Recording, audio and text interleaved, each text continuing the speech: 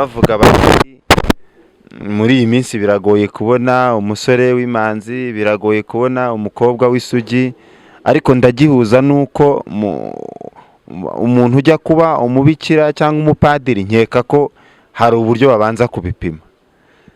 Wenda icyo urabanza kugarukaho urabanza utubwire muri iki gihe koko niko biragoye kubona umukobwa w'isugi se bariho, ese abasore b'imanzi bariho, noneho uze kugihuza ubundi umuntu ugiye mu kibikira koko ajya yari isugi.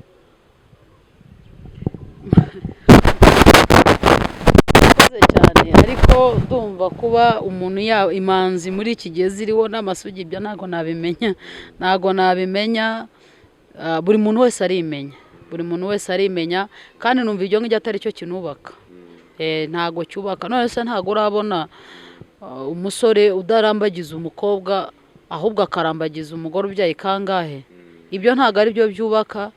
Nkubwiye ngo amasugi ariho cyangwa imanzi ziriho cyangwa se ntibiriho naba nkubeshye, ariko icyo nzi cyo nuko yaba mu bakobwa amasugi ariho, yaba mu basore hari abasore batariyanduza, yaba no kuba ntago ibyo tubona hanze bivuze ko hatariho n'abandi bitonda, barahari.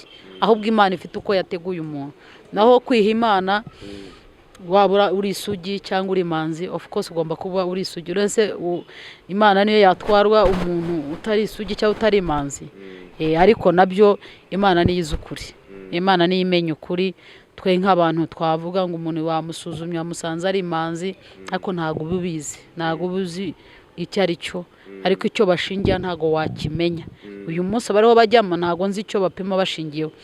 Ntago nzi padiri ese umugabo bamupima bate kugira ngo bamenye ubumanzi bwe, ntago nabimenya. Ariko Imana yo ibibizi, kandi n'umuco no kurya umuntu yitwara Imana irareba, kandi nta n'icyaha Imana itababarira. Icyaha cyose wakora, waba waguye mu cyaha, waba ugiye no kwiha Imana ukagwa mu cyaha, Imana irakubabarira. Kandi Imana ikubabariye ikugira imanzi, Imana ikubabariye ikugira n'isugi. Kuri icyo muti nta kintu Imana itababarira.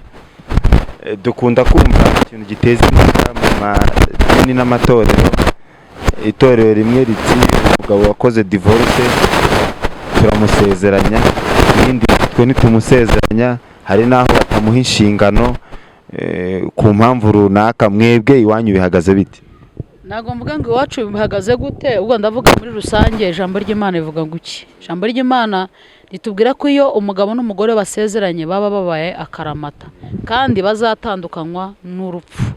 Rero niba batandukanye bitewe n'uko habayeho ko umwe ananirwa kwihanganira mugenzi we, ntibabashe kumvikana, kandi bo barasezeranye ko bazatandukanywa n'urupfu kuko imbaraga ziba mu rurimi, nkeka ko nubwo ba divorce batandukanye bajya mu mategeko, kuko iyo bagiye mu murenge babasha guhabwa certificate itegeko bakabasomera amategeko icyo avuga. Mu mategeko bavuga yuko igihe mubanye umuntu umwe ukabona mudashobora kuba kwihanganirana, hari itegeko ribarengera kubatandukanya, umwe akajya ahandi undi akajya ukwe kugira ngo batabasha kwicana. Ariko mu itegeko ry'Imana mwasezeraniyemo, wowe wagiye gusezerana mu kiliziya cyangwa mu rusengero, ntabwo itegeko rivuga yuko mutandukana, ahubwo rivuga ko muzatandukanywa n'urupfu. Rero iyo ugiye gushaka umuntu wese akaba yagusezeranya ni intege nkezi, akagusezeranya ko nta cyanditswe abashingiyeho, ntabwo irya tegeko ry'Imana baryubakiyeho. Nuvuga ngo abafashe wowe mugabo baragusezeranyije n'undi mugore, ariko bafashe umugore bamugeretse ku wundi, wa wundi aracyahari. Bishatse kuvuga iki rero? Kubera ko wasezeranye kuvuga ngo muzatandukana apfuye, nuvuga ngo wa wundi uba umwishe, nuvuga ngo wa wundi ukiriho uba utangaje ngo napfe. Kandi kwica ni icyaha, kwica riri mu itegeko ry'Imana ko ntukice. Nuvuga rero iyo wishe ufashe wa wundi ukamusezeranya ukamwica, ukaba umusezeranyije n'abagore babiri ku mugabo umwe.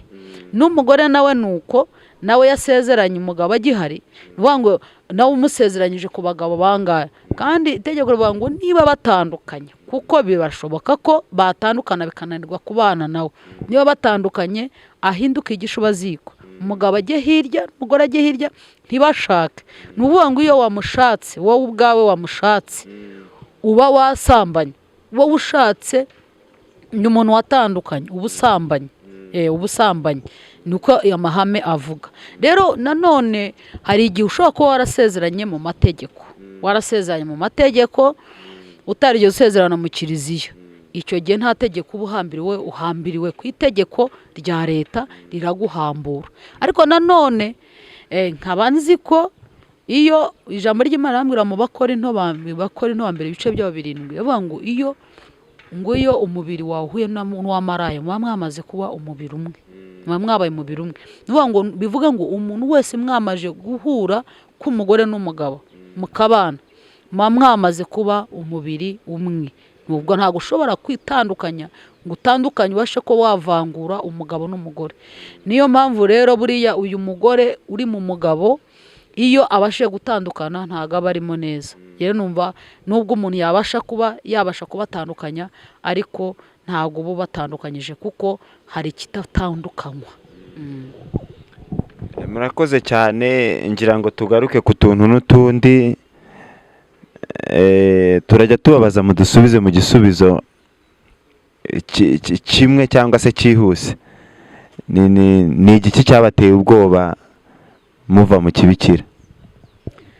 Icya mbere cyanteye ubwoba, nibazaga uburyo nzabasha kubaho nirekuye nseka nk'uko n'abandi bose baseka. Ikindi ntekereza ko mwigeze mutubwira ko mushaka byabaye ngombwa ko mugira ibyago inda ya mbere ivamo. Wenda nkeka ko mwanatekereje no ku magambo abantu bavugaga bati umuntu washatse umubikira ntabwo byabateye ubwoba, muti bisohoyeho? Ntabwo bigeze bintera ubwoba kuko uburyo inda yari ivuyemo hari icyari cyabiteye. Murakoze cyane, ngira ngo noneho mugire ubutumwa muha, cyane cyane dukunda guhugura urubyiruko, mugire ubutumwa muha urubyiruko rw'iyi minsi, ngira ngo rukunze kugarukwaho. Namwe mwarabyaye mufite abana, imyitwarire y'iki gihe, imbuga nkoranyambaga, ibiki, mugire ubutumwa muha urubyiruko rwa none rw'uburyo rukwiye kwitwara kugira ngo rurusheho kugira ubuzima bwiza, rwubake ingo nziza muri ubwo buryo. Icyo nababwira nuko impanuro nabaha nuko bakabanza bakitekerezaho kwanza, akabanza akareba kavukire ye, akareba urugendo yakoze kugeza ubu ngubu. Icya kabiri agasenga Imana, kuko iyo dusenga Imana yahindura ya mateka, kandi ihinduye ya mateka nawe iguha icyerekezo. Icya gatatu ni ukwirinda kugendana n'ibiguruka. Kwirinda ko abantu benshi hari ibintu bitumye urubyiruko, hari ibintu bitumye basa nk'abantu bashyushye cyane, imbuga nkoranyambaga, kumva ushaka kumera nka runaka, kwigana. Rero namugira inama kugira ngo abe uwo ari we, kandi yitindeho cyane kugira ngo Imana ibashe guhindura uwo ari we, imuhindura uko Imana ishaka, kandi bihe kumuha icyerekezo, kuko Imana ibasha guhindura izina ryawe idashingiye ku wundi muntu, ubwo ikakugira icyo ugomba kuzaba cyo ishingiye ku cyo yakuremeye. Murakoze cyane. Icya nyuma ngira ngo nta butumwa mwumva mwashakaga kugenera abantu runaka tukaba tutabubabajijeho? Murakoze cyane. Icyo nababwira nk'umupasiteri, ntago nasoza ntababwiye ngo yaba wubatse, yaba utubatse, yaba uri mu buzima bugoye, ikintu cya mbere ugomba kumenya, ugomba kwizera Kristo nk'umwami n'umukiza w'ubugingo bwawe, wagucunguye, ukiragiza mu ntamba. Nta namwe tudahura n'ibibazo, ariko iyo twikomeje ku Mana, Imana ibasha kuturwanira, ibasha kuduha amahoro tutabona. Amafaranga ntago yaguha amahoro, umugabo mwiza ntiyaguha amahoro, umugore mwiza ntiyaguha amahoro, imodoka nziza ntiyaguha amahoro, akazi keza nikaguha amahoro. Ariko ibyo byose ushobora kubitunga ukabibabariramo. Ushobora kuba mu rugo urubamo ukarutwa n'umukozi wawe, ushobora kugenda mu modoka nziza ariko utayinezerewemo. Ariko iyo wishyize muri Kristo ukaba ari we ugira ubuhungiro, ubasha guhinduka. Aho niho twageze turaruhuka, aho niho twageze tubona amahoro, turishima. Aho ubona ihumure. Isi nta humure ifite, ubwira kwereka ko upfuye, rakwereka ibitagenda. Ariko iyo turi mu Mana turanyurwa. Rero nsoza, Imana ibaho umugisha, twikomeze ku Mana, kandi twakire uko turi kandi tunyurwe. kugira ngo dusoza akandi kantu mugarukaho mwibutsa abantu kugira ngo babe kiriya neza cyangwa se babyumve neza, babwire muti nagiye mu kibikira iki gihe nkivamo iki gihe nshaka igihe iki n'iki, kugira ngo barusheho gusobanukirwa neza. Hari igihe abantu babyumva bakavuga turiya arabeshya, ntago yakigiyemo, ntago yakivuyemo, kugira ngo bibe bisobanuke neza. Nagiye mu kibikira mu mwaka w'1999, nkivamo muri 2005. Aho 2005 niho nakijwe 2006, aho nibwo nakoze urugendo rwo gukizwa. Nashatse muri 2011. Yego. Mwongere mwibutse abantu rya torero mubereye pasiteri ahantu riherereye. Hari igihe abantu bashaka no kubavugisha ngo mubahe inama ku bindi byinshi, mubibutsa hariho, mubabwire na nimero zanyu za telefone. Murakoze cyane. Getsman Ministries ikorera Rugende nako umurenge wa Rusororo, akagari ka Gasagara. Ubwo no kuvuga ngo uca Kabuga, warangiza ukamanuka Rugende ya kaburimbo, ko hari Rugende ebyiri. Hari Rugende ya kaburimbo ariyo station, noneho hari agahanda gakata ibumoso urenze isoko y'Inyange. Noneho nimero zanjye za telefone ni 0788 61 26 04, 0788 61 26 04. Kuvuga ngo izo nizo nimero zanjye ziri kuri WhatsApp. Hari ibyo wenda ntavugiye aha ngaha, ukeneye kumenya ubusobanuro bwimbitse, ari byo ushaka kumenya no kurushaho, ushaka no ko dusengana, wampamagara nta kibazo. Murakoze.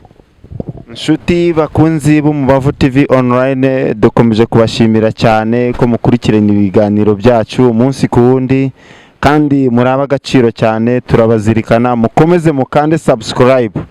Nababwiye ngo abamamyi babashuka ngo ni mukande subscribe ahandi. Aha niho hari amakuru yizewe kandi yo kwisoko. Mukomeze mukande subscribe, mudukurikirane, kandi turabashimiye ko mwadukurikirane cyane. Mukomeze mudukurikirane. Uyu mwaka wa 2020 tubafitiye byinshi kandi byiza. Tubonereho kubashimira ko mwitabiriye iki kiganiro cyacu. Reka munyemerere mudusengere kugira ngo dusoze ikiganiro cyacu mu magambo make. Mu izina rya Yesu turagushimye, duciye bugufi ku bw'aka kanya. Sengeye abariho badukurikirana, ari abari hanze y'iki gihugu, ari mu gihugu imbere, mbasabiye umugisha utagabanyije. Buri umwe wese umugenderere ku rwego rwe, aho ari, aho yicaye, aho aryamye, hari mu kazi, kandi usure ikibazo afite ugikemure. Uri Imana, uri Data wa twese, uri Karuhura, kandi ubereye hose icyarimwe. Ubereye mwiza abagutegereje bose. Rero urusheho kutugira neza, kandi uduhaze umugisha wawe, kandi icyo dukeneye tukwifuzaho ni amahoro aturuka kuri wowe. Mu izina rya Yesu nsabye nizeye, amen. Mwakoze cyane inshuti, naha ikiganiro cyacu kigarukiye cy'uyu mukozi w'Imana. Mukomeze munogerwe n'ibiganiro by'Umubavu TV online. Imana ibahe umugisha cyane.